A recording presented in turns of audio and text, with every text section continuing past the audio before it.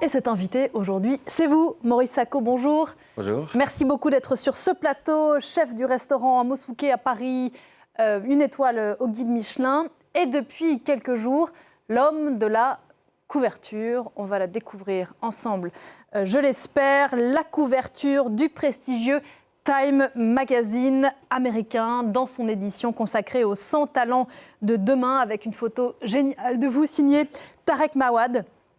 Quand le Time, Maurice Sacco, vous appelle pour vous dire non seulement que vous faites partie de la liste des 100 talents, mais qu'en plus, vous êtes en couverture du magazine.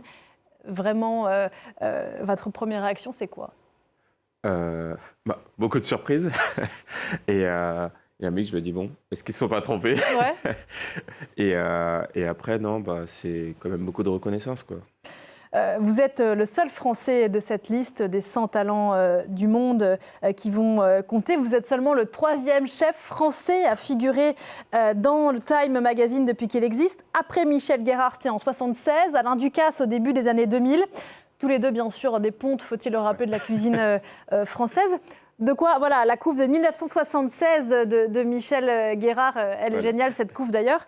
De quoi est-ce que c'est la reconnaissance, selon vous ?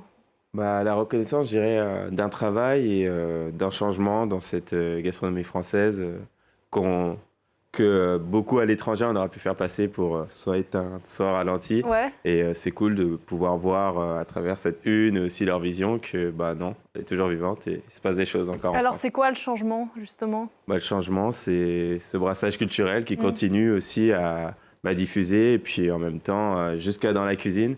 Et une gastronomie comme la mienne, elle naît ici en France et pas ailleurs dans le monde. Donc, Est-ce que vous diriez que jusque-là, ou en tout cas ces dernières années, la cuisine française n'était pas assez curieuse du monde autour d'elle ? Je dirais qu'elle a été curieuse parce qu'il y a quand même beaucoup de chefs, on voit beaucoup d'inspiration quand même d'Asie et autres, quand même dans des restaurants multi-étoilés. Mais par contre, je dirais que ça ne se savait pas encore. On imaginait encore cette cuisine française avec du beurre et de la crème partout et pas très inventive, alors que ça fait très longtemps que c'est pas comme ça. Et c'est bien que, là, hop, on ramène la caméra et on puisse le montrer au monde entier. Ça vous a valu, cette couverture du Time, les félicitations du président Macron himself. En 1976, quand Michel Guérard a fait la couverture, il dit qu'il l'a vécu, donc 3 étoiles au guide Michelin également, qu'il l'a vécu de façon à la fois délurée, cette couverture médiatique, est raisonnable. Est-ce que c'est comme ça que vous le vivez aussi ? C'est des très beaux mots. Ouais. Ouais. Raisonnable avant tout, parce que moi, elle arrive à un moment de ma carrière qui est beaucoup plus précoce que Michel Guérard. Et déluré parce que, totalement, c'est fou, c'est dingue et c'est totalement inattendu pour moi. Parce que, pour ceux qui ne vous connaissent pas encore, je ne sais pas s'il y en a, mais bon, on va quand même rappeler que tout ce qui vous arrive est fou et surtout dans un temps absolument concentré. En 2020, vous participez à un concours télé qui est très connu ici en France, qui s'appelle Top Chef, que vous ne gagnez pas, mais dans lequel vous faites sensation. Dans la foulée, vous avez ouvert votre propre restaurant, donc Mosouké. Quelques mois plus tard, c'est l'Étoile. Des projets à foison, dont des repas à l'Élysée pour le sommet France-Afrique. Une émission sur le service public France 3 tous les week-ends, dans lequel vous invitez notamment d'autres chefs. Dans quelques semaines, on va y revenir. Un 2e restaurant à Paris, 2 adresses de street food. Et maintenant, la couverture du Time. Comment on fait pour rester bien ancré dans le sol ? Je reste dans ma cuisine. Ouais. C'est très important. Pour moi, c'est cet ancrage. Pour moi, c'est que je suis cuisinier avant tout. Et donc, la place d'un cuisinier, c'est dans sa cuisine, avec ses équipes. Et j'accueille mes clients à chaque service, midi et soir. Et pour moi, c'est la manière de rester vraiment connecté, les pieds bien dans le sol, quoi. Et ça, le succès, ça ne vous fera pas changer ? Vous continuerez à être avec vos clients et avec votre équipe, votre brigade ? Non, ce succès ne me fera pas changer parce que j'aime faire mon métier. Et puis la place où je me sens le plus heureux et le plus moi-même, c'est dans ma cuisine. Omar Sy, qui signe votre portrait pour le Time, rien que ça, dit qu'il retrouve beaucoup de vous dans ses frères. Il écrit à votre sujet, un jeune homme noir d'origine malienne, issu d'une famille de 9 enfants qui a grandi en banlieue parisienne en lisant des mangas. Maury a appris de sa mère et de ses plats africains que nourrir son peuple, c'est l'aimer, le rassembler dans le plaisir et la chaleur. Ça vous paraît juste, ce qu'il a écrit ? C'est ultra juste. J'en pense pas moins. C'est ça, la cuisine, c'est rassembler dans le plaisir et la chaleur ? C'est totalement ça pour moi. La cuisine, c'est d'abord en cuisine, mais ensuite on s'assoit autour de cette table et cette table, elle est juste faite pour rassembler et partager un plaisir. Donc je suis totalement en phase. Elle vous vient d'où, cette joie immense que l'on sent en vous, et pas que quand vous cuisinez, cette joie tout court d'ailleurs? Elle vient de l'enfance, justement? Ouais, bien d'une enfance, une enfance heureuse, une enfance bien entourée et surtout des valeurs qui me sont passées de toujours être optimiste et de voir le bon côté des choses parce que c'est pire pour beaucoup de personnes autour de nous. Et donc, juste profiter, mais d'une manière totalement innocente et garder un peu cet enfant qu'on a en nous. Et moi, le mien, il est très présent. Ouais. La cuisine, c'est de l'amour.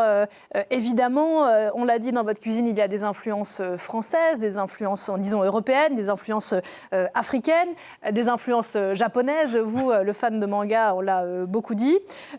Si vous nous deviez nous parler de votre plat préféré, votre plat référent, signature, comme on dit. Bah, plat signature que moi, en tout cas, qu'on sert au restaurant, ça serait le bœuf sauce mafé. C'est vraiment un plat qu'on fait depuis l'ouverture. Alors dites-nous comment il est. C'est celui-là, je crois. Hein. Ouais, c'est celui-là. Comment il est cuisiné? Alors, c'est déjà à la base, c'est la sauce mafé, donc sauce à base d'arachide, tomates, un peu de piment. Et donc, c'est un peu le bourguignon qu'on trouve au Mali, quoi. C'est vraiment le plat national.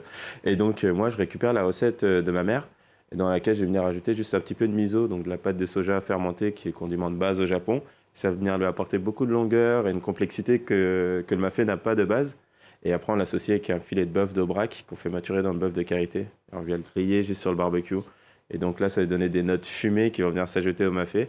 Et c'est vraiment l'association de base qu'on va avoir dans ce plat. Après, on ajoute du tamarin, des cacahuètes. Mais la base, c'est vraiment de la sauce mafé, ce filet de bœuf d'Aubrac. Dans l'oreillette, on me souffle que toute la régie a faim. Est-ce que vous pouvez nous raconter, je crois que vous l'avez raconté aux journalistes du Time, ce que vos parents pensent de votre cuisine? C'est un peu en dehors de tout ce qu'ils peuvent imaginer, quoi. Pour eux, c'est un peu un ovni, cette cuisine, parce qu'ils reconnaissent les marqueurs, et ils voient que le mafé est un mafé, mais au moment de le manger, au moment de le voir, ça ressemble à rien qu'ils puissent imaginer, donc c'est assez drôle. Ça les déroute un peu. Alors le mafé est bien sûr extraordinairement connu en Afrique. Il n'y a pas beaucoup de restos gastronomiques qui proposent ici en France de la cuisine africaine ou d'inspiration africaine, même s'il y a énormément de restos, bien sûr, africains. Ça manque, ça? Ah, bien sûr, ça manque. Et c'est bien qu'il y ait des chefs comme moi, mais je pense aussi à Georgiana Viu, par exemple, qui aussi a eu son étoile l'année dernière. Bien sûr, ouais. Chef, elle est dans le sud. Hein. Ouais, elle est à Nîmes, exactement. Voilà. Et donc, je trouve ça génial parce que petit à petit, il y a aussi ces gastronomies du continent qui, petit à petit, montent.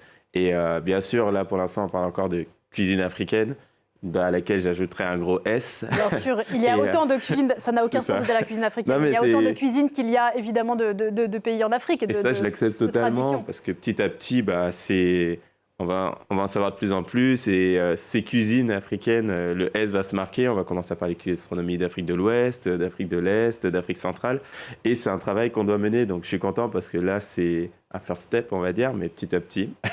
En tout cas, ce que j'espère, c'est qu'on arrive à segmenter et vraiment pouvoir parler des gastronomies africaines avec chacune de leurs spécificités. Vous avez bien raison, comme la cuisine asiatique ne veut rien dire, la cuisine japonaise n'a rien à voir avec la cuisine chinoise. Ouais, je fais souvent une parallèle, parce qu'il y a encore 10 ans, on parlait de restaurants chinois. C'est vrai. Pour parler de gastronomie asiatique, et maintenant, on va au restaurant coréen, on va au restaurant japonais, on va au restaurant chinois, donc vietnamien, et ça a pris 10-15 ans pour se faire, mais ça s'est fait au final. Donc ça va se faire avec les cuisines africaines. C'est ça. Je pense notamment à la cuisine éthiopienne qui est magnifique. Exceptionnelle, un régal. Quelques mots de vous. Vous êtes à l'aise dans tous les milieux. Comment on fait ça? Vous êtes, je crois, assez proche d'une des stars du PSG, Kylian Mbappé, qui vient manger chez vous de temps en temps? Non, Kylian, on l'a jamais au restaurant. Bon, mais je crois que vous rêvez de l'inviter. Comment on fait pour être aussi à l'aise avec un Kylian Mbappé et tous les samedis dans une chaîne publique France 3 où on fait de la cuisine des terroirs, des régions, où vous allez à la rencontre des Français qui cuisinent. Vous aimez bien ce changement de style, quoi? Moi, j'aime bien évoluer sur plusieurs milieux et rencontrer plein de gens parce que je me nourris aussi de ça. Plus je vois de personnes et de personnalités, d'avis, de cultures différentes, et plus ça m'enrichit à titre personnel. Et le plus important pour moi, c'est de rester le même, quel que soit l'univers dans lequel je m'exprime, où je suis. Je reste toujours le même, et derrière, ces gens-là vont m'apporter quelque chose de différent à chaque fois. Bon, quelques mots pour conclure de votre prochain défi, juste après votre anniversaire. Je crois que vous allez avoir 31 ans dans quelques jours. L'ouverture donc d'un deuxième restaurant, 3 fois plus grand que l'actuel, pas loin de l'Élysée. D'ailleurs, là, on rentre dans une autre dimension. Oui, c'est notre dimension et puis c'est un restaurant avec un concept que j'imaginais depuis très longtemps, qui sera entre les gastronomies françaises, celle du continent africain, et on vient ajouter aussi l'Amérique au menu. Et donc, c'est un beau challenge. Mosuke continuera sa route, aussi son histoire à côté. C'est mon restaurant gastronomique et celui-là aura un positionnement un peu plus sur une brasserie chic.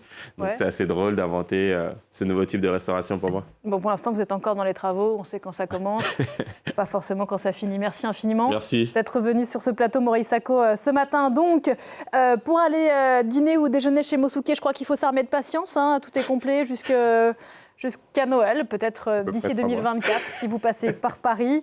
Et puis, on peut aller, sinon, dans vos 2 adresses de street food, là, c'est plus en allée facile. Mosugo, c'est plus simple, il n'y a pas besoin de réservation, vous pouvez passer. On en a 2, un qui est à côté du restaurant Mosuke dans le 14e, et le second qui est dans les Galeries Lafayette. Voilà, et là, on mange du poulet frit, hein, c'est ça? Là, c'est concept autour du poulet frit. Entre autres choses. Et puis, votre nouvelle adresse, donc, le Lafayette, ça sera aux alentours du mois d'octobre. Merci infiniment. Merci. Très belle couverture encore. Bravo aux photographes et aux modèles. On se retrouve juste après la pause pour la suite de Paris Direct avec Damien Coquet. Maintenant qu'on a très faim. À tout de suite.